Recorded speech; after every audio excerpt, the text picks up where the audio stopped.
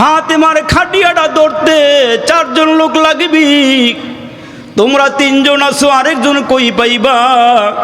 ঘুমের ঘরে আমার নবী আমার ডাক দিয়া কয়, আবু যর রে, তাড়াতাড়ি করে যা, জান্নাতি নারীদের সর্দার নিয়ে আমার মেয়ে ফাতেমা মারা গেছে।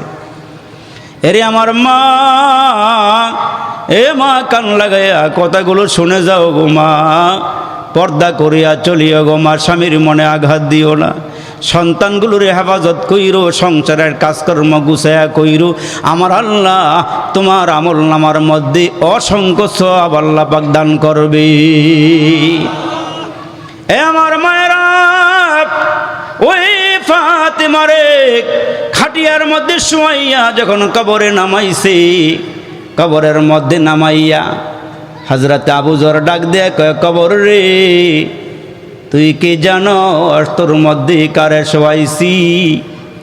আমার নবীজি আদরের মেয়ে ছোট্ট ফাতেমারে কবরে রাখছি। এরে কবর, তুই কি জানোস তোর মধ্যে কারে শোয়াইছি? জান্নাতের 2 সর্দার হযরত হাসান হুসাইনের মারে শোয়াইছি। এরে কবর, তুই কি জানোস কারে কবর শোয়াইছি? সে রে খোদা হযরত আলীর বিবিরে কবর শোয়াইছি। এমন করে করে কবরের মাটির ডাক দেয়, আল্লাহু আকবার। আমার মালিক কবরের মাটির জবান খুলে দিছি।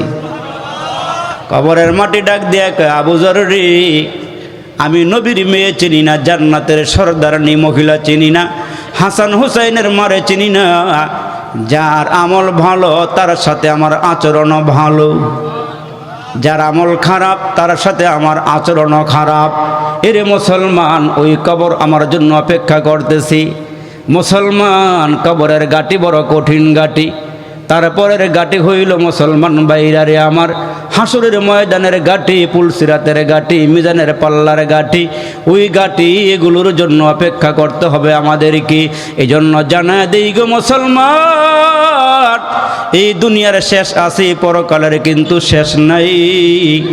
আপনাদের পায়ে হাত দিয়া বলিয়া যাই গো বাবা, মানুষ মরণশীল, একদিন কবরে যাইতে হবে, একদিন আমাদেরকে দুনিয়া থেকে বিদায় হতে হবে। এই জন্য মুসলমান, কবরে যাওয়ার আগে আগে সামানা তৈয়ার করো, কবরে যাওয়ার আগে আগে তুমি আমল তৈয়ার করিয়া কবরে যাও, কারণ ওই কবর কাউকে খাতিরি করে না। কবর তো মুসলমান যার আমল ভালো হবে তার সঙ্গেই খাতিরি করবে। এরে মুসলমান, আল্লাহ পাক ডাক দিয়ে কয়, মানুষ একটু খেয়াল করিয়া শুনিয়া যাও রে মানুষ, এই দুনিয়ার মোহে পড়িয়া পরকালকে ভুলে যাইও না। এই দুনিয়ার বাহাদুরি কিন্তু বেশি দিনের নয়। দুনিয়া দুনিয়া যারা করছে, ফেরাউন আজকে থাকতে পারে নাই। দুনিয়া দুনিয়া করছে, নমরুদ থাকতে পারে নাই। দুনিয়া দুনিয়া করছে, সাদ্দাত থাকতে পারে নাই।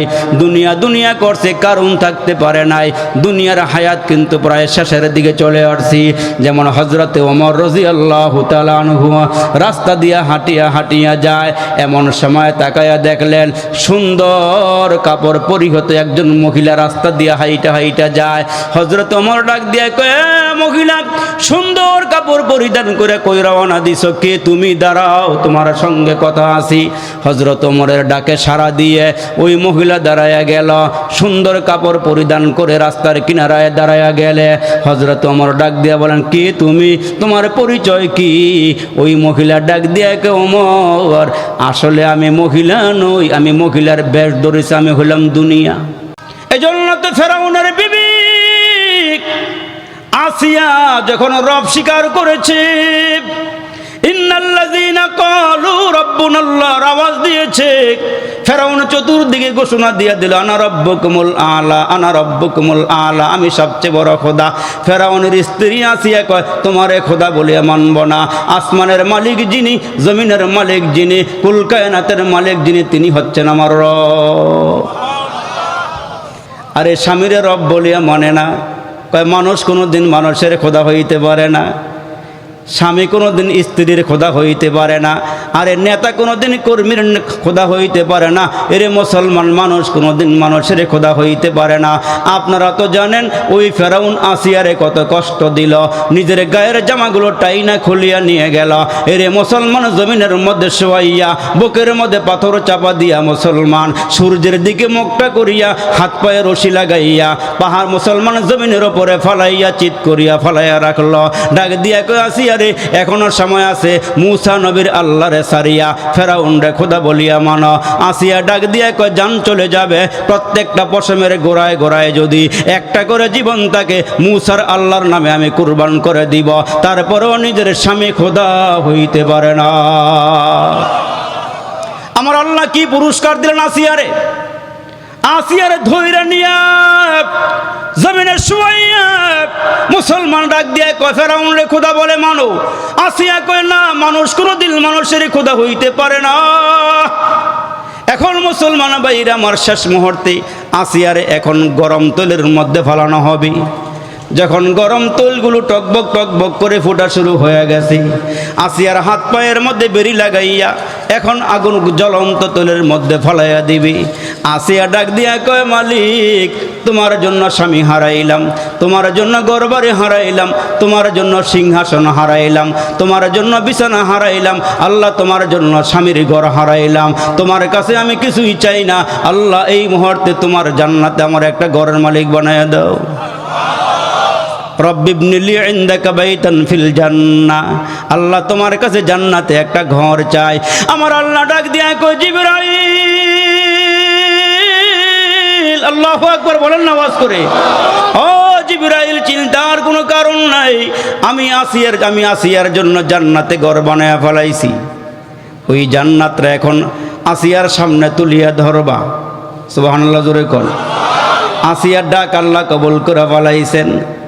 আসিয়া জান্নাতের যে ঘরের মধ্যে ঢুকবে রে বাবা, আমার মালিক ডাক দেয়া কয় জিবরাইল জান্নাত আসিয়ার সামনে তুলিয়া ধরো।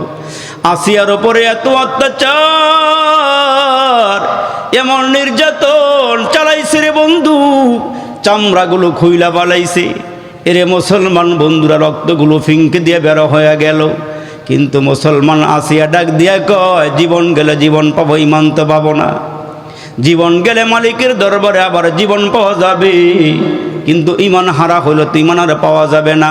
জীবন চলিয়া যাক ইমান দিব না। আমার আল্লাহ পাক রব্বে কারিম জান্নাতে আসিয়ার যেই ঘরের মালিক বানাইয়া দিলেন, ওই ঘরটা তার সামনে তুলিয়ে ধরা হলো। আমার আল্লাহ ডাক দিয়া কয় ও আজরাইল তাড়াতাড়ি করিয়া চলিয়া যাও। এই মুহূর্তে আসিয়ার দেহটা পড়বে তৈলে, আর রূহটা পড়বে আমার জান্নাতে।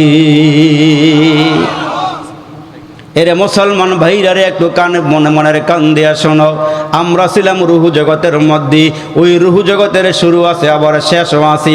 রুহু জগৎ থেকে আল্লাহ পাক রব্বে কারিম আমাদেরকে আরেকটা জায়গার মধ্যে পাঠাইলেন, এটার নাম হলো আলমে আরহাম। মায়ের পেটের মধ্যে পাঠাইছেন, আরে মায়ের পেটের শুরু আছে আবার শেষও আছে। মায়ের পেটের থেকে যেই জায়গার মধ্যে আসছি এইটার নাম হচ্ছে আলমে দুনিয়া। আমরা এখন যেই জগতের মধ্যে আছি এইটা হলো দুনিয়ার জগৎ। এই জগৎ থেকে আল্লাহ আমার আরেকটা জায়গায় নিয়ে যাবেন, ওই জায়গাটার নাম হলো আলমে বরজখ, কবরের জগৎ। আরে কবরের জগতের শুরু আছি, কবরের জগতের আবার শেষও আছি। ওইখান থেকে আরেকটা জগৎ আছে, আরেকটা জগতের নাম হলো আলমে আখেরাত। 5টা জায়গা অতিক্রম করলাম। 1 নম্বরে আলমে আরওয়াহ, 2 নম্বরে আলমে আরহাম, 3 নম্বরে আলমে দুনিয়া, 4 নম্বরে আলমে কবর, আলমে বরজখ, 5 নম্বরে হলো আলমে আখেরাত। এরে মুসলমান ভাইরা দুনিয়ার শেষ আছি, দুনিয়ার শুরু আছে শেষও আছি, কবরের শুরু আছে কবরের শেষও আছি। আখেরাতের জীবনের কোনো দিন শেষ নাই। আল্লাহু আকবার জোরে বলেন। আরে আখেরাত বুঝাইতে গিয়ে আপনার আমার নবী বলেন আখেরের জগৎটা কত বড় হবে, পরকালের জগৎটা কত লম্বা হবে জানেন, যেখানে আমাদেরকে থাকতে হবে কত লম্বা হবে। আল্লাহ রসুল ডাক দিয়া কয় ও আমার উম্মতেরা শোনো। মুফাসসিরিনে কেরাম কত সুন্দর করে বলেন, কয় আসমান থেকে জমিন পর্যন্ত মাঝখানের গ্যাপটা হলো 500 বছরের রাস্তা। আল্লাহু আকবার বলেন। আমরা যেই জমিনের মধ্যে আছি এই জমিন থেকে প্রথম আসমান হলো 500 বছরের দূরত্ব। মুফাসসিরিনে কেরাম বলেন, কয় জমিন থেকে যদি আসমান পর্যন্ত ছোট ছোট দানা, সরিষার দানা দিয়া ভরিয়ে দেওয়া হয়, এরা মুসলমান স্তূপ দিয়া জমিন থেকে আসমান পর্যন্ত ভরিয়া দেওয়া হয়, তাম দুনিয়াটা যদি ভরিয়া দেওয়া হয়, মুফাসসিরিনে কেরাম বলেন যদি একটা ছোট্ট পাখি লাগাইয়া দেওয়া হয়, ওই পাখিটা মুখে করে ঠোঁটে করে একটি করে সরিষার দানা নিয়ে বিদায় হয়ে যাবে। 1000 বৎসর পরে আবার ওই পাখিটা এসে আর একটা সরিষার দানা নিয়ে যাবে, ওই দানাটা লইয়া গিয়ে আবার 1000 বৎসর পরে আবার এসে আর একটা দানা নিয়ে যাবে। এমন করে নিতে নিতে নিতে নিতে একটা দিনে সরিষা শেষ হয়ে যাবে, পরকালের হায়াত শুরু হবে, আর কোনো দিন শেষ হবে না। আল্লাহু আকবার বলেন। এই দুনিয়ার জন্য থাকার জন্য আমি গাড়ি করলাম, বাড়ি করলাম, জায়গা করলাম, কত কিছু করলাম, আমি কত পুঞ্জি খাটাইলাম, পরকালের জন্য আমি কি করলাম? রসুল ডাক দিয়ে আরেকটা উদাহরণ দিয়ে আল্লাহর পয়গম্বর বুঝান, কয় আরে তোমার পাশে যেই সাগর, এই সাগরের মাঝখানে যদি আঙ্গুল ঢুকাইয়া দেওয়া হয়, আঙ্গুলটা ঢুকাইয়া আঙ্গুলটা উঠাইলে পরে আঙ্গুলের অগ্রভাগে মাথার মধ্যে যতটুকুন পানি লাগে, এইটা হইল দুনিয়ার হায়াত, আর সাগর হইল পরকালের হায়াত। আল্লাহু আকবার। এরে মুসলমান, একটু খেয়াল করিয়া শুনে যান। এজন্য আমরা যখন দেশ থেকে বিদেশে যাই, এরে মুসলমান বাবাজিরা আমার, আমরা যখন দেশ থেকে বহির দেশে যাই, ওইখানে যাইতে হলে পাসপোর্ট লাগে, ভিসা লাগে, লাগে কিনা বলেন? মনে করেন আপনি এই দেশ থেকে ইন্ডিয়া যাবেন, ভারত যাবেন, পাকিস্তান যাবেন, সৌদি আরব যাবেন, অন্য অন্য দেশে যাবেন, যাইতে হলে মুসলমান ওই দেশের একটা ভিসা লাগে। আমার দেশের পাসপোর্ট লাগে, ওই দেশেরই ভিসা লাগে। আরে পাসপোর্ট ভিসা ছাড়া যাওয়া যায় না। মুরব্বীরা কত সুন্দর করে বলেন, ইমান নামক পাসপোর্টটা তৈয়ার করো, আমল নামের ভিসা লাগাইয়া কবরে যাও। তুমি যদি আমল নামের ভিসা না লইয়া কবরে যাও, ওই কবর মুসলমান ভাইরা তোমারে চিনবে না, আমারও চিনবে না। এই জন্য মুসলমান ফাতেমা তো জোহরা নবীজির আদরের মেয়ে, নবীজির 4টা মেয়ে থেকে ছোট মেয়ে ফাতেমা যেদিন মারা যায়, এরে মুসলমান বাবাজিরা আমার, ফাতেমা ডাক দিয়া কয়, স্বামী আমারে কেউ দেখে নাই, আমি এমন পর্দা করেছি আমার ছায়াটাও কেউ দেখে নাই। সুবহানাল্লাহ। এ আমার মায়েরা, আমি জানি দুহার এলাকায় পুরুষের চেয়ে মা বোন বেশি মাহফিলে আসেন, আপনারা একটু খেয়াল করিয়া শুনিয়া যান গো মা, এ মা একটু খেয়াল করিয়া শুনিয়া যান। এরে আমার বাবাজিরা রে, ফাতেমা তো একজন মেয়ে, আমার নবীর ছোট মেয়ে, 4 নম্বর মেয়ে ফাতেমা, বড় আদরের মেয়ে, বড় মোহাব্বতের মেয়ে, নবীজির কলিজার টুকরা। আমার নবী ডাক দিয়া কয়, ফাতেমারে যারা মোহাব্বত করে তারা যেন আমারে মোহাব্বত করলো, আর ফাতেমারে যারা কষ্ট দিল এরা যেন আমার এই কষ্ট দিল। আপনাদের কষ্ট হইতেছে? খারাপ লাগতেছে বেশি মনে হয়? তাহলে একটু খেয়াল করে শোনো বাবা। আবু যর গিফারি বলেন, ফাতেমা মারা গেল, এই মুসলমান ফাতেমা যে ওসিয়ত করে গেছে স্বামীর স্বামী, বাহিরের কোনো মানুষের খবর দিয়েন না, কারণ আমি এমন পর্দা করেছি আমার ছায়াটা কেউ দেখে নাই, পরপুরুষে ভিন্ন কোনো পুরুষে আমার ছায়াটাও দেখে নাই। এ স্বামী আমি মারা যদি যাই, একটা কাজ কইরেন, আপনি আর আমার 2 সন্তান হাসান হোসাইনকে সঙ্গে করে লইয়া আমার জানাজা পইরা খাটিয়াটা 3 জনে উঠাইয়া কবরে নামায়া দিয়েন। আল্লাহু আকবার বলেন। ও স্বামী, রাতের বেলা মরে দাফন কইরেন, কেউ যেন টের না পায়, কোনো খোঁজ খবর দিয়েন না, কোনো এলান করিয়েন না। আমি চাই না আমি মরার পর আমার লাশটা কেউ দেহ। কেমন পর্দা করছি এরে বাবাজি, একটু খেয়াল করিয়া শোনেন। এরে আমার মায়েরা গো, তোমার এই চেহারাটা পর পুরুষকে ভিন্ন পুরুষকে দেখায়ও না। এ মা একটু খেয়াল করিয়া শোনো, এই চুলগুলোকে পর পুরুষকে দেখায়ও না, এই চেহারাটা ভিন্ন কোনো পুরুষকে দেখায়ও না। কারণ আমার নবীজি বলেন, আমি যখন মেরাজ করতে গিয়েছি, আমি জাহান্নামের মধ্যে অধিক সংখ্যক নারীকে জাহান্নামের আগুনে জ্বলতে দেখেছি। জোরে কন্যা নাউজুবিল্লাহ। এ আমার মায়েরা একটু খেয়াল করিয়া শুনিও গো মা, ফাতেমার চরিত্রে চরিত্রবান হয়ে যাও। ফাতেমার জন্য যেই কবর, তোমার জন্য কিন্তু সেই কবর। এগো মা, ফাতেমার জন্য যেই হাসরের মাঠ, তোমারও কিন্তু সেই হাসরের মাঠ। এ মা, আমার নবীর মেয়ে ফাতেমা ডাক দিয়া কয়, স্বামী গো, আমি যদি মারা যাই মদিনার কোনো মানুষকে খবর দিয়েন না। আপনার দুজন সন্তান লইয়া রাতের বেলা আমারে কবর নিয়ে নামায়া দিয়েন। এরে মুসলমান, জানাজা শেষ হয়ে যাওয়ার পর হযরতে আলী দুই সন্তানকে নিয়ে খাটিয়ে উঠাবেন। তাকায় দেখেন একজন মানুষ দৌড়াইয়া আসতেছে। সুবহানাল্লাহ। কাছাকাছি আসলে পরে হযরতে আলী রাদিয়াল্লাহু তাআলা আনহু তাকায় দেখেন হযরতে আবু যর গিফারি। এরে আবু যর, তোমারে কে খবর দিল? কোথায় থেকে খবর পাইলা? কয় আলী গো, তুমি খবর না দিলেও ঘুমের ঘরে আমার নবী আমারে খবর দিয়েছেন। ফাতেমার খাটিয়াটা ধরতে 4 জন লোক লাগবি, তোমরা 3 জন আছো, আরেকজন কই পাইবা? ঘুমের ঘরে আমার নবী আমারে ডাক দিয়া কয় আবু যর রে, তাড়াতাড়ি করে যা, জান্নাতি নারীদের সর্দার নিয়ে আমার মেয়ে ফাতেমা মারা গেছে। এরে আমার মা, এ মা, কান লাগাইয়া কথাগুলো শুনে যাও গো মা, পর্দা করিয়া চলিও গো মা, স্বামীর মনে আঘাত দিও না, সন্তানগুলোর হেফাজত কইরো, সংসারের কাজকর্ম গুছায়া কইরো। আমার আল্লাহ তোমার আমল নামার মধ্যে অসংখ্য সওয়াব আল্লাহ পাক দান করবে। এ আমার মায়েরা, ওই ফাতেমারে খাটিয়ার মধ্যে শুয়াইয়া যখন কবরে নামাইছে, কবরের মধ্যে নামাইয়া হযরতে আবু যর ডাক দেয়া কয় কবর রে, তুই কি জানো তোর মধ্যে কারে শোয়াইছি? আমার নবীজি আদরের মেয়ে ছোট্ট ফাতেমারে কবরে রাখছি। এরে কবর, তুই কি জানোস তোর মধ্যে কারে শোয়াইছি? জান্নাতের 2 সর্দার হযরত হাসান হুসাইনের মারে শোয়াইছি। এরে কবর, তুই কি জানোস কারে কবর শোয়াইছি? শেরে খোদা হযরত আলীর বিবিরে কবর শোয়াইছি।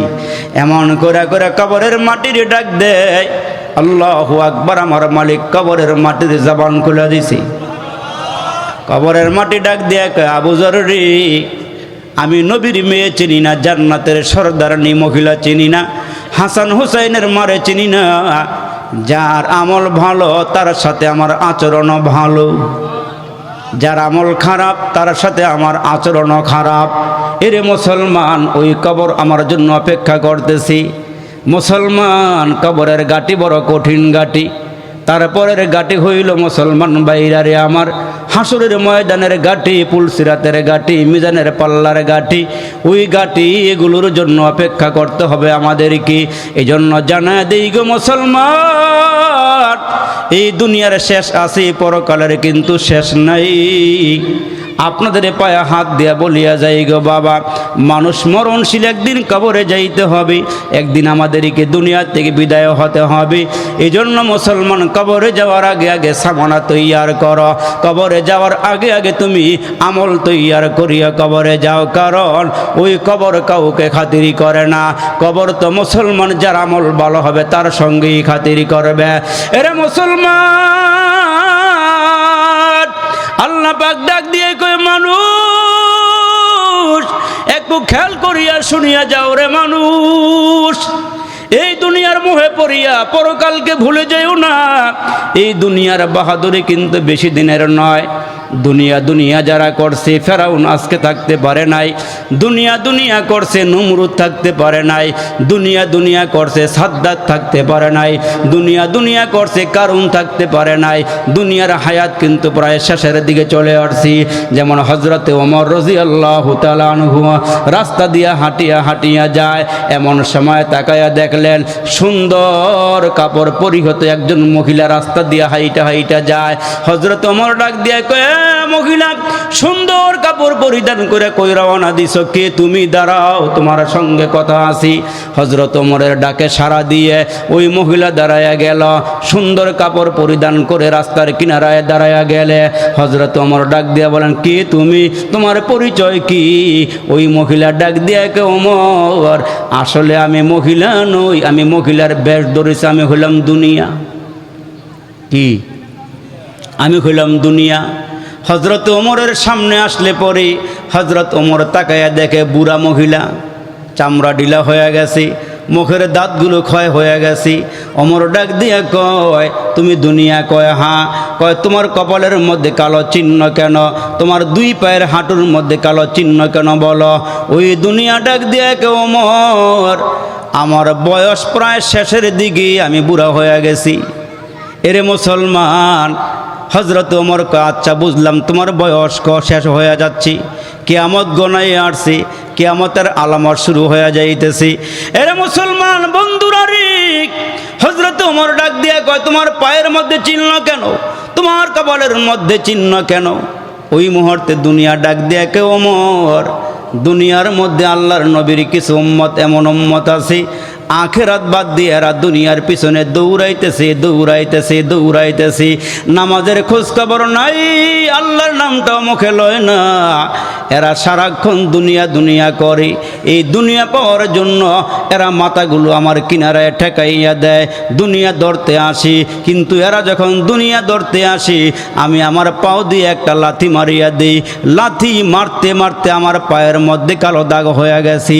আর কপালের মধ্যে যেই কালো দাগ দেখো, কিছু নেককার বান্দা আছে, আল্লাহওয়ালা মানুষ আছে, ওই মানুষগুলোকে আমি ধরতে যাই। দুনিয়া বলে আমি নেককার মানুষগুলোকে ধরতে যাই। আমি যখন এদের কাছে যাই, তখন এরা আমার একটা লাত্তি মারে। লাত্তি মারতে মারতে আমার কপালের মধ্যে কালো দাগ বানায় বলাইছি। এরা দুনিয়া আমি এদেরকে ধরা দিতে চাই, এরা ধরতে চায় না। এই জন্য আল্লাহর পয়গম্বর ডাক দিয়ে কয়, এই আমার উম্মতের আমি আল্লাহর কাছে সবসময় দোয়া করছি, আল্লাহ আল্লাহুম্মা আহিনি মিসকিনা ওয়া আমিতনি মিসকিনা ওয়া হাশুরনি ফি জুমরাতিল মাসাকিন। আল্লাহ তুমি আমারে গরিব হালাতে রাখো, গরিব হালাতে মরণ দিও, হাসরের কঠিন ময়দানে গরিবদের সঙ্গে আমার হাসর করিও, যেন আমি আগে আগে তোমার জান্নাতের মেহমান হতে পারি। আর একটু জোরে কন্যা সুবহানাল্লাহ। আমার রাসূল ডাক দিয়া বলেন, সায়াতি জামানুন ইহিব্বুনা খামসা ওয়া ইয়ানসাউনা খামসা। আমার উম্মতেরা দুনিয়াকে ভালোবাসবে, আখিরাতকে তারা ভুলে যাবে। দুনিয়াকে মোহাব্বত করবে, এরা আখিরাতকে ভুলে যাবে। গুনাহ করা ভালোবাসবে, এরা তওবা করা ভুলে যাবে। ঠিক কিনা জোরে বলেন?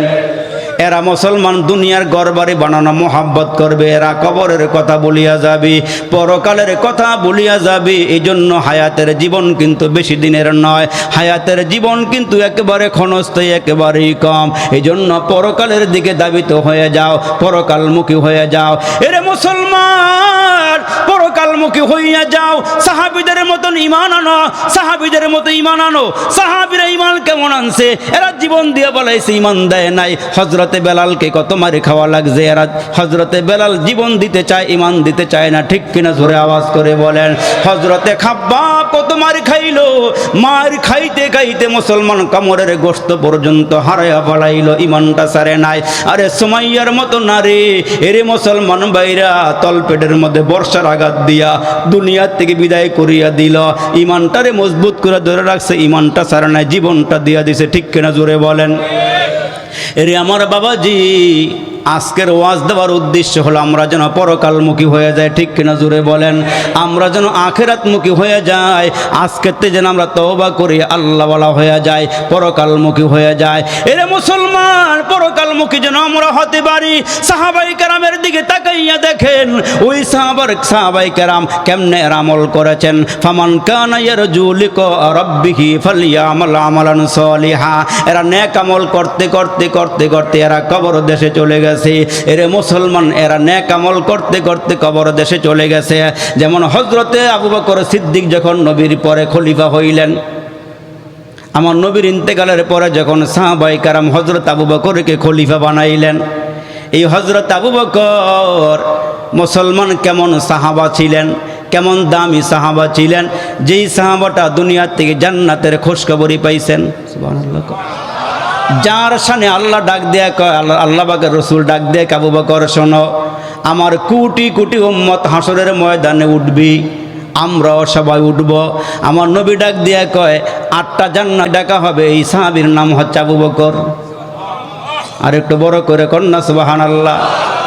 এতগুলো মানুষ সুবহানাল্লাহ কইলি প্যান্ডেলটা গরম হওয়ার কথা আছিল।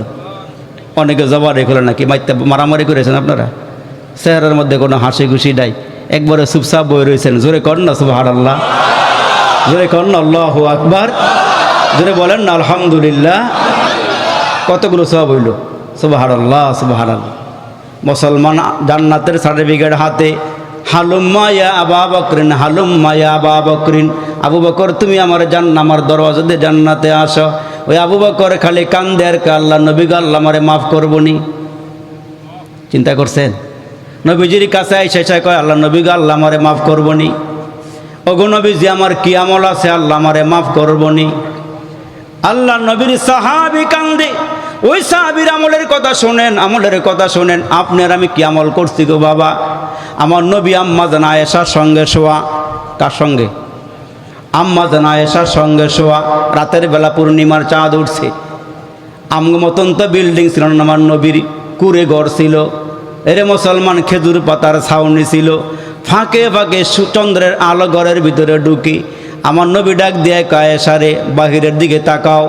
আম্মা জান বললেন তাকাইলাম। কয় কিছু দেখতে পাওনি? কয় চন্দ্র দেখি আর তারকা দেখি। আমার নবী ডাক দিয়া কয় আয়েশারে আকাশের মধ্যে যতগুলো তারকা আছে আমার একজন সাহাবীর আমল নামার মধ্যে ততগুলো নেক আমল জমা আছে। আকাশের তারকা গণনা করা যায়? অল্প কটা তারকা মনে হয়। এরা মুসলমান, আমার নবী ডাক দিয়ে কয় আয়েশারে আকাশের মধ্যে যে তারকা আছে যতগুলো তারকা আছে আমার একজন সাহাবীর আমল নামার মধ্যে ততগুলো নেক আমল জমা আছে। আমরা সপ্তাহে একদিন হাজিরা দিয়া মনে করে আমরা অনেক বড় নামাজি হয়ে গেছি। 3 বার হজ করার পরে ওষুধের টাকা লাগাইয়া খায়া মনে করে আমরা বড় হাজি সাহেব হয়ে গেছি। নামাজ পড়ি আর না পড়ি বকে থাপ্পড় দিয়া কে হুজুর ইমান শক্ত করে বলাইছি। আছে না নাই? আরে জোরে কোন আছে না নাই? এরে মুসলমান পরের হক মাইরা খাইয়া কয় হুজুর আমার মতন এমন পরহেজগার আর কেউ নাই। এরে মুসলমান কতগুলো আমরা করি, কত নাফরমানি আমরা করি, কত আল্লাহর হুকুম পালন করি না, কিন্তু চাপার বেলায় আমরা 1 নম্বরে আছি। এরে বাবাজিরা রে একটু মনের কান লাগায় শোনেন, সাহাবীর আমল নামায় আকাশের তারকা বরাবর আমল। আম্মা জান আয়েশা মনে মনে চিন্তা করে, মনে হয় আমার নবী আমার বাবার কথাই বলবে। কিছুক্ষণ পরে আমার নবী ডাক দিয়ে আয়েশারে আকাশের তারকা বরাবর যতগুলো নেক আমল আছেন ওই সাহাবীর নাম হলো হযরত ওমর। আর একটু জোরে কোন আয়েশা গো, আকাশের তারকা বরাবর সাহাবী ওমরের আমল নামায় আমল জমা হয়েছে। আমার নবী দেখলেন আম্মা জান আয়েশার চেহারাটা মলিন হয়ে গেছে। আমার নবী ডাক দিয়ে আয়েশারে ওমরের আমলের একটা পরিমাণ দিলাম, তোমার আব্বার আমলের কোনো পরিমাণ নাই। তোমার আব্বা যে আমার সঙ্গে রাতের বেলা ঘর থেকে বের হইয়া মদিনার উদ্দেশ্যে রওনা দিয়েছিল, একটা দৃশ্য আমি দেখেছি। তোমার আব্বার দিকে তাকাইয়া কয় কি দৃশ্য? কয় আমারে তোমার আব্বা এত মোহাব্বত করে গো, আমারে তোমার আব্বা সঙ্গে করে লইয়া যায় আর একবার ডান দিকে আসে আবার বাম দিকে আসে, চোখের পানিগুলো মুছি। আমি ডাক দিয়ে বললাম আবু বকর এই নীরবে নির্জনে তুমি এমন করো কেন, কি হয়েছে বলো? আবু বকর ডাক দিয়া কয় নবী গো, আমি আমার জানের চেয়ে আপনি নবীরে বেশি ভালোবাসি। ও নবীজি আপনি হাঁটতে পারেন না গো নবীজি, আমি একটু বসি, আপনি আমার কাঁধের উপরে উঠে যান। আবু বকর সিদ্দিক ডাক দিয়া কয় নবী গো আমি বসে পড়লাম, আপনি আমার কাঁধে উঠেন। আমার নবী ডাক দিয়া আবু বকর তুমি কি আমার নবুয়তের ভার সইতে পারবা? কয় নবী গো আপনি যদি দোয়া করেন আমি সইতে পারবো। আমার নবীরে কান্দে লইয়া আবু বকর সিদ্দিক সামনে যায় আর চোখের পানিগুলো মুছি আর ডাক দিয়া কয় নবী গো হাসরের ময়দানে আল্লাহ যদি আমারে জিজ্ঞেস করে আমার বন্ধুর জন্য তুমি কি করেছ আবু বকর, আমি আমার আল্লাহরে কি বলবো গো নবী? সামনে নিয়ে আমার নবীরে নামায়া দিলে আমার নবী তাকায় দেখে গো আবু বকর সিদ্দিক পাগলের মতন একবার ডানে যায় আর একবার বামে যায়। আমার নবী ডাক দিয়ে আবু বকর দাঁড়াও, বলো না তুমি এমন পাগলামি কেন করতেছো, একটু বলো। আবু বকর ডাক দিয়া কই নবীজি আমি যখন ডানে যাই গো তখন আমার মন বলে না জানি কাফেররা ডান দিক দিয়ে আপনারা তরবারের আঘাত দিয়ে মাইরা ফেলায় নাকি। আবার যখন বাম দিকে যাই আমার মন বলে না জানি বাম দিক থেকে কাফেররা তীর মাইরা আপনাকে শেষ করে দেয় নাকি। আমি নবী ডান দিকে গিয়া দাঁড়াই, কাফেররা তীর মারলে আমি আমার বুকে নিব গো, আপনি পয়গম্বরের গায়ে একটা তীর লাগতে দিব না। আমার নবী ডাক দেখে, আয়েশা রে তোমার আব্বা কি করছে জানোনি? কয় কি করছে বলেন? কয় তোমার আব্বা গারে সুরের মধ্যে যাইয়া মদিনায় ওই যে জাবালে সুর পর্বত, ওখানে আমার নবীকে নিয়ে আস্তে আস্তে করে লয়ে ওপরের দিকে উঠি। হেরে বাবারে আমার দিকে তাকান, আমার নবীর হাতের মধ্যে দুইরা আস্তে আস্তে উপরের দিকে আবু বকর সিদ্দিক উঠাইতেছি। আমার নবী ডাক দেখ, আবু বকর তুমি এমন করতেছো কেন? কই নবী গো গর্তের ভিতরে ডুইকেন না, আমি একটু দেখি গর্তটার ভিতরে সব ঠিকঠাক মতো আসেনি। ও নবীজি পাহাড় পাহাড় না জানি সাপ বিচ্ছু আবার বাসা বানাইছে কিনা। এরে মুসলমান ইতিহাস তো আপনারা জানেন, একটু মুজাকারা করতেছে আপনাদের সাথে। আবু বকর সিদ্দিক ভিতরে ডুইকা গিয়া দেখি ছোট ছোট গর্ত দেখা যায়। নিজের মাথার মুসলমান পাগড়িটাকে টান দিয়া খুলিয়া আবু বকর সিদ্দিক পুরাটা ও মুসলমান পাহাড়ের ভিতরে গর্তটারে পুরাটা ভালো করে জারা মশা কইরা নবীর জন্য উপযুক্ত কইরা পরিষ্কার কইরা গর্তগুলো মুসলমান বাইরা আমার কাপড় দিয়া গর্তগুলো মুসলমান বাইরা গর্তগুলো বন্ধ করে করে সবগুলো গর্ত যখন বন্ধ করে দিয়া একটা গর্তের মধ্যে পায়ের গোড়ালে দিয়া মুসলমান চাপা দিয়া রাই খাবার নবীরে গর্তের ভিতরে ঢুকাইয়া ডাক দিয়া কয়, নবীজি আমি আমার উরুটা বিছাই দিলাম, আপনি নবী আপনার মাথাটা রাইখে একটু আরাম করে। এ মুসলমানের আরে যে আবু বকর সিদ্দিক নবীর এই মুসলমান হিজরতের আবাস পাইয়া 6 মাস পর্যন্ত বিছানায় পিঠ লাগায় ঘুমায় না। আমার নবীর এত মোহাব্বত করে এত ভালোবাসি, সাপে দংশন করলো, চোখ দিয়া গড়াইয়া পানি পড়লো, ইতিহাস তো আমরা জানি। আমার নবীর ঘুম ভেঙ্গে যায়, ডাক দেখ আবু বকর কান্না করো কেন? কয় নবী গো কে জানি আমার পায়ের মধ্যে দংশন করেছি, সাপ আমার নবীর সাহাবীর পায়ে দংশন করে দিল। এরে মুসলমান সেই কথা বলতে চাই না।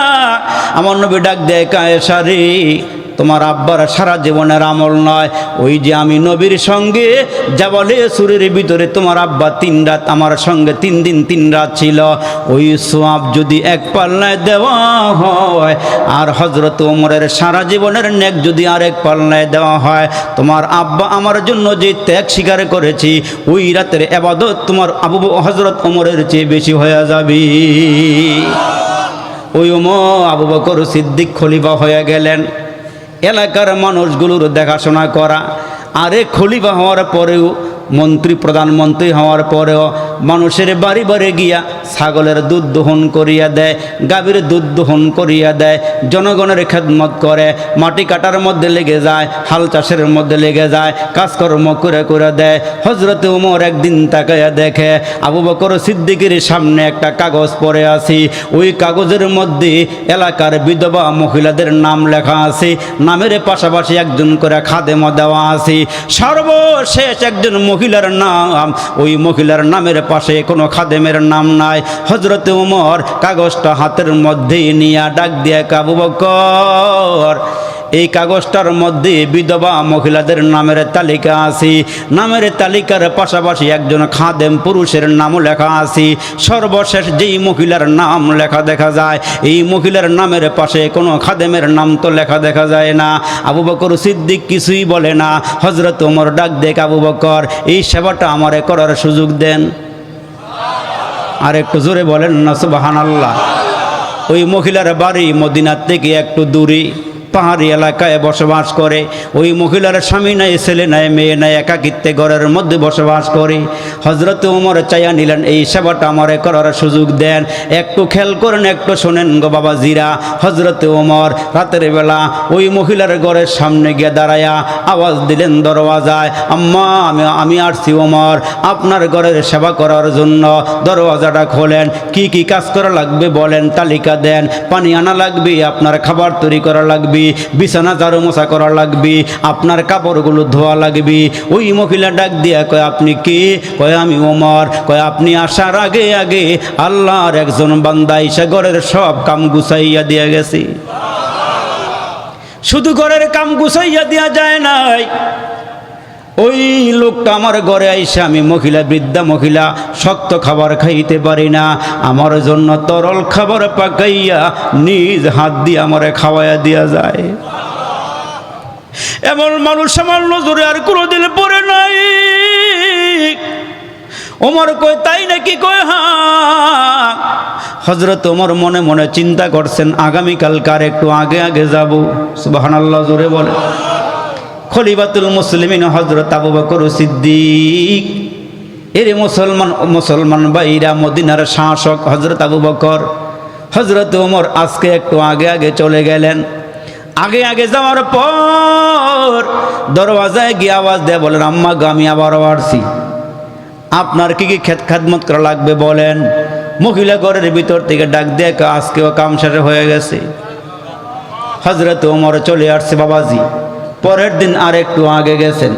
আরেকটু আগে যাওয়ার পরে মহিলারে আওয়াজ দিলেই একই কথা ডাক দিয়ে, ওমর আপনি আসার আগে আগে ওই লোকটা কাজ করিয়া শেষ করিয়া দিয়া চলিয়া গেছে, আমার কোনো কাজ এখন আর বাকি নাই।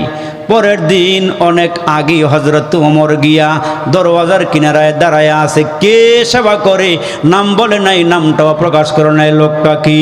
হযরত ওমর আড়ালে দাঁড়ায় তাকায় দেখে গো, হযরত ওমর, হযরত আবু বকর সিদ্দিক নরমাল একটা পোশাক পরা, পায়ের মধ্যে স্যান্ডেল জুতাও নাই, মরুভূমির পথ হাইটা হাইটা মহিলার ঘরের দিকে রওনা দিয়েছে। মহিলার ঘরের দরওয়াজার সামনে গিয়ে হাজির। হযরত ওমর ডাক দেখ, আবু বকর, এই সেবাটা আমি আপনার কাছ থেকে চেয়ে নিয়েছিলাম, আপনি সেবাটা করেন, আপনি কেন বললেন না? আপনার পায়ে জুতা নাই কেন? সাধারণ পোশাক পরে আসছেন কেন? হযরত আবু বকর ডাক দেখ, ওমর, আমি পায়ে জুতা কেন পরি নাই? আমি রাতের বেলা একাকিত্বে রাস্তা দিয়া হাঁটি, আমার পায়ের আওয়াজ শুই না, স্যান্ডেলের আওয়াজ শুই না, যদি কোনো মানুষের ঘুম নষ্ট হয়ে যায়। এই জন্য আমি দৃঢ় পদে পদে সামনের দিকে হাঁটি। আর হাসরের কঠিন ময়দানে আমার আল্লাহ যদি আমার ডাক দিক, আবু বকর তুমি খলিফা হওয়ার পর এই মহিলাটা কষ্ট করেছিল কেন, আমি কি জবাব আল্লাহর কাছে দিব? এই জন্য আমার গোপনে কিছু আমল তো থাকা দরকার। এই কাজটা মানুষের সামনে আমি প্রকাশ করি নাই গো ওমর। ওমর হাউমাউ করিয়া কাঁদে আর বলে, আবু বকর, আমি যদি আমার সারাটা জীবন শেষ করিয়া দেই, আপনার সঙ্গে কোনো দিক দিয়ে আমি কুলাইয়া উঠতে পারব না। এজন্য মুসলমান ভাইরারে আমার, একটা হলো ইহকালের জীবন, আর একটা হইল পরকালের জীবন। একটা হইল মুসলমান দুনিয়ার জীবন, আরেকটা হইল পরকালের জীবন। এরে আমারে কে পাঠাইলো, আমারে কে আবার নিয়ে যাবে রে বাবা? কে আমারে পাঠাইলো? কার কাছে যাওয়া লাগবে? আমরা দুনিয়ার কত নিয়ামত ভোগ করতেছি বাবা, কত নিয়ামত খাইতেছি। একটা মাছ যেমন 24 ঘন্টা পানির মধ্যে ডুবে থাকি, আমরা তদ্রূপ আল্লাহর এতগুলো নিয়ামতের মধ্যে ডুবে আছি রে বাবা। ওই নিয়ামতগুলো আমরা খাইতেছি। এই জন্য পায়ে হাত দিয়া বলিয়া যাই গো বাবা, পায়ে হাত দিয়া বলিয়া যাই রে বন্ধু, হায়াতের জীবনে কয়টা নেক আমল করেছি, কয়টা বদ আমল করেছি, একটু হিসাবটা মিলাইয়া যান। এই জন্য আল্লাহ ডাক দিয়ে, এক বান্দা আগে নামাজ পড়ো নাই, এখন থেকে খাঁটি মনে তওবা করো, আল্লাহ নামাজ আর ছাড়ব না। ওই নামাজগুলো যা আমরা পিছনে নষ্ট করে ফেলেছি, ওই নামাজগুলো আস্তে আস্তে আমরা পড়া শুরু করিয়া দেই। পড়তে পড়তে পড়তে পড়তে ফজর জোহর আসর মাগরিব এশা পড়তে পড়তে একটা দিন যখন আমার দিল বলবে আমার পিছনের নামাজ সব শেষ হয়ে গেছি, এরে মুসলমান বন্ধু আপনি আল্লাহর দরবারে খাঁটি মনে তওবা করবেন, আল্লাহ আমি গুনাহ করে ফেলাইছি, আমি আর গুনাহ করব না। আল্লাহ ডাক দিয়া কয় তোমার আব্বা আম্মার সঙ্গে বেয়াদবি করলে তোমার আব্বা আম্মা ঘর থেকে ধাক্কা দিয়ে বের করিয়া দেয়, সারাদিন আব্বা আম্মার সামনে আসা যায় না। আর আমার আল্লাহ ডাক দিয়া কয় মানুষ আমি আল্লাহ 24টা ঘন্টা তোমারে ক্ষমা দেওয়ার জন্য আমি বসিয়ে থাকি। সুবহানাল্লাহ। আমার আল্লাহ ডাক দিয়া কয় লা তাকুনা তুমির রহমাতিল্লাহ, এরে বান্দা তোমরা আমার রহমত থেকে নৈরাশ হইও না। আল্লাহ ডাক দিয়া কয় বান্দা তোমরা আমার রহমত থেকে নৈরাশ হইও না।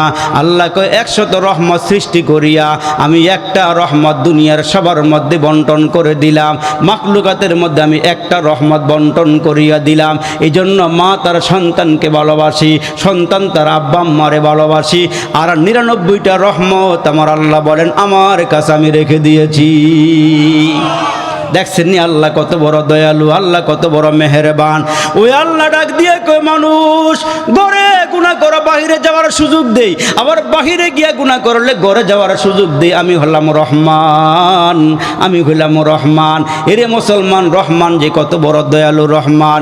বেশ্যা মহিলা কত গুনাহ করছে, কত জিনা করছে, তার কোনো হিসাব নাই, কিন্তু আল্লাহর রহমত তার উপরে। মুসলমান পড়ছে রহমতের ছোঁয়া। কেমনে রহমত?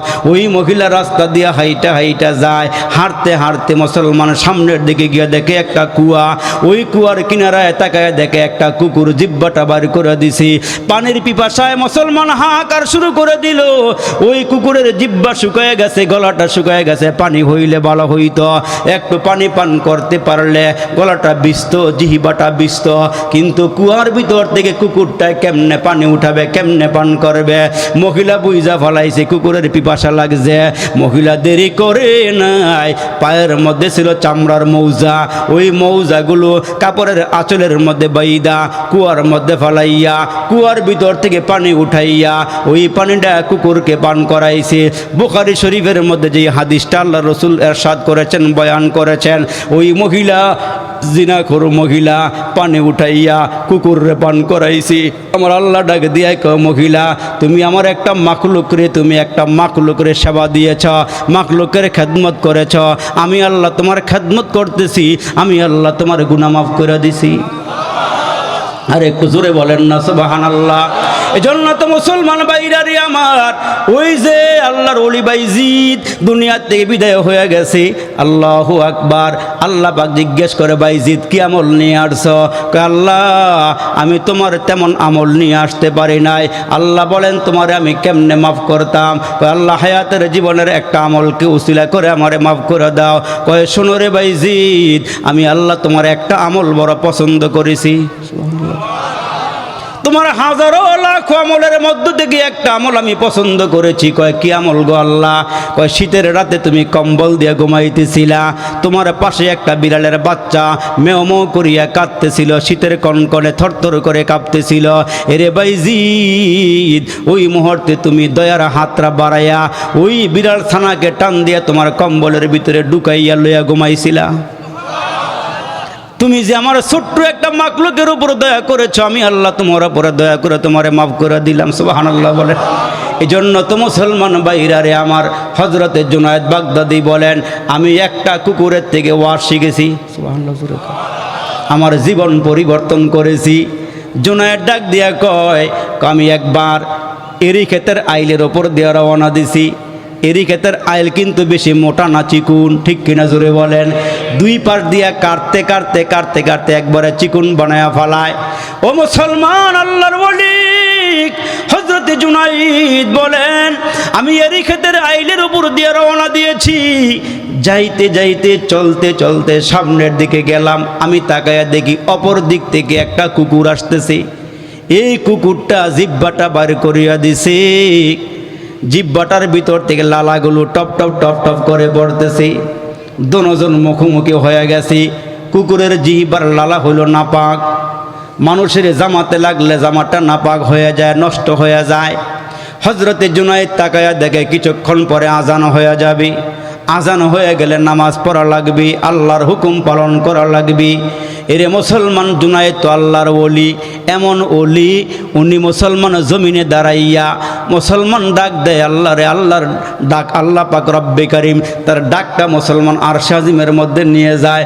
এমন একজন বড় আল্লাহ বলা মানুষ, এমন একজন বড় বুজুর্গ মানুষ জুনায়েদ আল্লাহর ওলি। ওই মুহূর্তে দাঁড়াইয়া দেখতেছেন কিছুক্ষণ পরে আজান হবে, আজান হইলেই নামাজ পড়া লাগবে। তার কারণ মানুষের সমাজ আছে, নামাজও আছে, ঠিক কিনা বলেন? আল্লাহ পাক আমাদের উপরে 5 ওয়াক্ত নামাজকে ফরজ করে দিয়েছেন। ওই ফরজিয়াতগুলো আদায় করতেই হবে, করতেই হবে, করতেই হবে। যতক্ষণ পর্যন্ত নিঃশ্বাস আমাদের গায়ে থাকে এতক্ষণ পর্যন্ত আল্লাহর হুকুম নামাজ পালন করতে হবে, কিনা বলেন? নামাজ আদায় করতে হবে। তো আল্লাহর বলে দাঁড়ায় ডাক দিয়ে কুকুর রে, তুই যদি নিচে নাই মাজাস আমার একটু রাস্তা করে দেস, আমার যাইতে সহজ হয়। আর না হয় তুই হইলি না পাক, তোর গায়ে যদি আমার জামাটা লাইগা যায় গেছিয়া গেছিয়া গেলে, তোর নাপাকটা আমার জামার মধ্যে লাগলে আমার জামাটা নাপাক হয়ে যাবে। আমি তো নামাজ পড়তে পারবো না, আমার বাড়িতে অনেক দূর, আমার সঙ্গে আর কোনো জামা কাপড় নাই। এরে কুকুর, তুই নিচে নাই মাজা, আমার একটু যাওয়ার রাস্তা করিয়া দে। কাশকুলে মারিফাতের মধ্যে ঘটনা উল্লেখ করেছেন আল্লাহর ওলি মুফতি শফি রহমাতুল্লাহ আলাই। এরে মুসলমান, ওই কুকুরটা দাঁড়ায় রইছে, আল্লাহর ওলিও দাঁড়াইয়া আছে, কুকুরটাও দাঁড়াইয়া আছে, দুজন মুখোমুখি।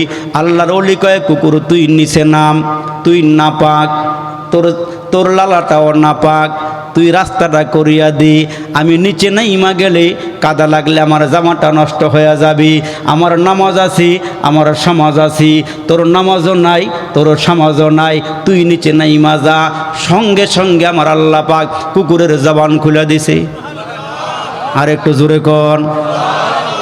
কুকুরের জবান যখন খুলে গিয়েছে, কুকুর ডাক দেখ, আল্লাহর ওলি তুমি দামি মানুষ, আশরাফুল মাখলুকাত, তোমারে আল্লাহ সবচেয়ে সুন্দর করে বানাইছি, তোমারে আল্লাহ ইজ্জত দিয়েছি, তোমারে সম্মান দিয়েছে, এই বলে তুমি আমারে নিচে নামাইয়া দিবা আর তুমি সোজা হাইটা যাইবা।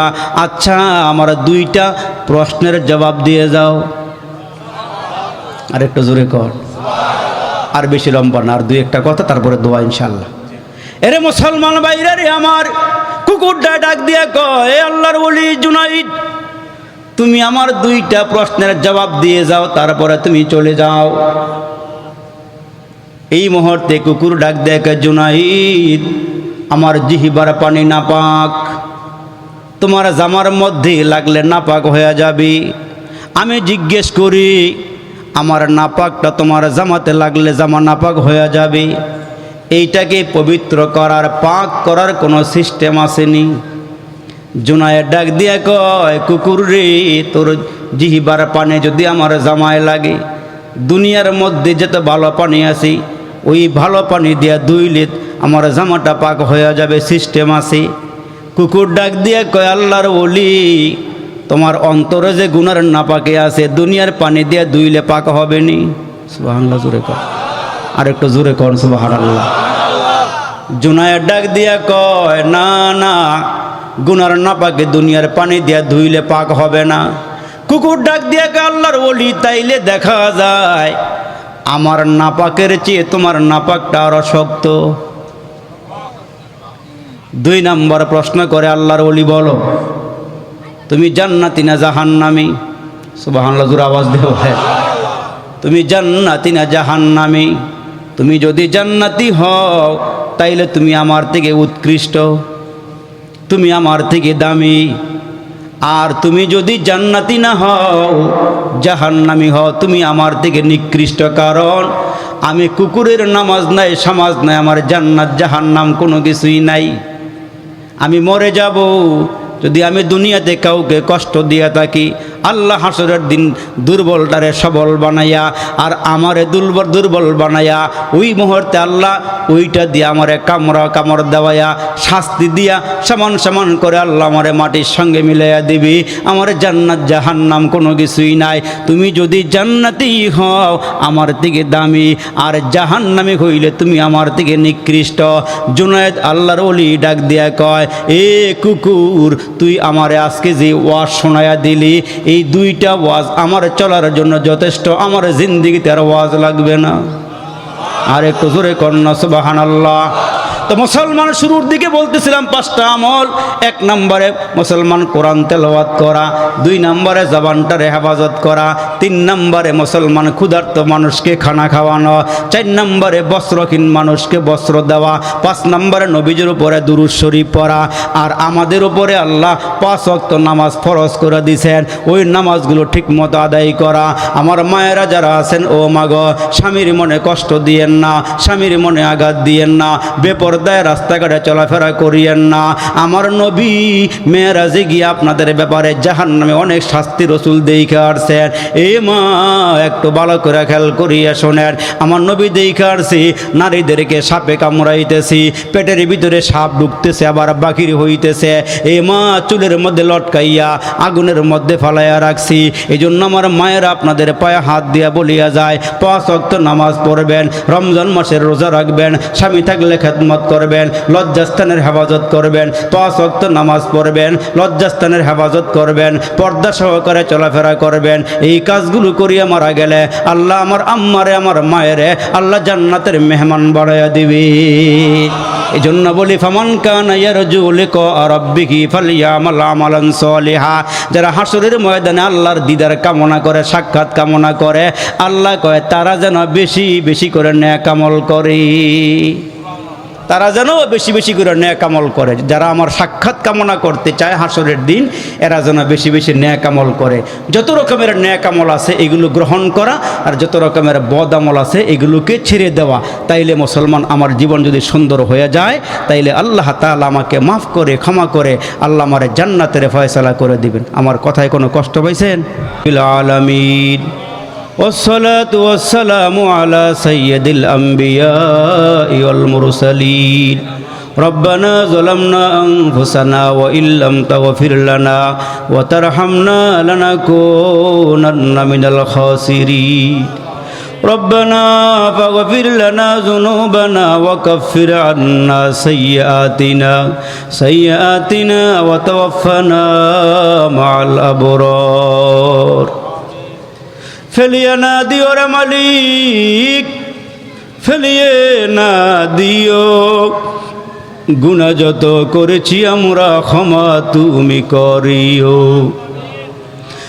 বান্দা আছে বন্দেগি নাই, শেষ করেছি জিন্দিগি, পরকালের বিচার দিনে এ পাপীদের উপায় কি? বেগুনা পাঠাইছ মালিক, গুনাহ নিয়া যাব, কবরে হাসরে তোমায় কেমনে মুখ দেখাবো? চামড়া ঢিলা দাড়ি পাকা, আল্লাহ গো পাকা যাদের চুল, আল্লাহ তাদের ক্ষমা করো জীবনের সব ভুল। জ্বালায় না আমরা রে আল্লাহ, কবরে নিয়া দুজখের আগুনে,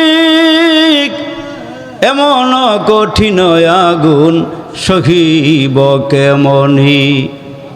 ইয়া আল্লাহ তাকায়া দেখো না রে মালিক, তোমার কতগুলো আশিকিন, জাকিরিন, শাকিরিন, পাগল প্রেমিক বান্দা বান্দিরা মাহফিলটার দিকে তাকায় দেখি রে মালিক, পাকা পাকা দাড়িওয়ালা মুরব্বীরা কেমনে হাতগুলো বাড়াইয়া দিয়েছে রে আল্লাহ। টকবগ নওজোয়ান যুবকেরা হাত বাড়াইছে। আল্লাহ পর্দার আড়ালে আমার মায়েরা, আমার বোনেরা, ইয়া আল্লাহ কমিটি বৃন্দ সহকারে যে যেখান থেকে তোমার দরবারে হাতগুলো বাড়াইয়া রাখছি, মায়ার আল্লাহ হায়াতের জীবনে কত মুনাজাত দিয়েছি রে মালিক, জানি না কোন মুনাজাত তোমার দরবারে কবুল হয়েছে। এই মাহফিলটাতে আল্লাহ আমি আসলাম, জীবনে আর আশা নাও হতে পারে রে মালিক। ইয়া আল্লাহ জানি না কার জন্য জানি আজকের মুনাজাতরা জীবনের শেষ মুনাজাত হয়ে যায়, জানা নাই রে মালিক কার জন্য জানি আজকের মাহফিলটা জীবনের শেষ মাহফিল হয়ে যায়। জানি না রে আল্লাহ কোন দোকানে 3টা কাফনের কাপড় পুরুষের জন্য রেডি হয়ে গেছি, জানা নাই কোন দোকানে আমার মার জন্য, আমার বোনের জন্য 5টা কাফনের কাপড় রেডি হয়ে গেছি। যেদিন দুনিয়া থেকে বিদায় হব রে মালিক, আরে খাটে থাকলে খাটে রাখবে না, মাটির নিচে মাটির মধ্যে নামায়া দিবে। কেউ যাবে কাপড় আনতে, কেউ যাবে বাঁশ কাটতে, কেউ যাবে কবর খনন করতে রে মালিক। ইয়া আল্লাহ, জীবনের শেষ মুনাজাত মনে করে গুনার হাতগুলো বাড়াইয়া ধরেছি। মেহেরবান মালিক, মেহেরবানি করে জিন্দেগির গুনাহগুলো মাফ করিয়া দাও। আমাদের মুনাজাতগুলো তোমার শাহী দরবারে তুমি কবুল আর মঞ্জুর করিয়া নাও।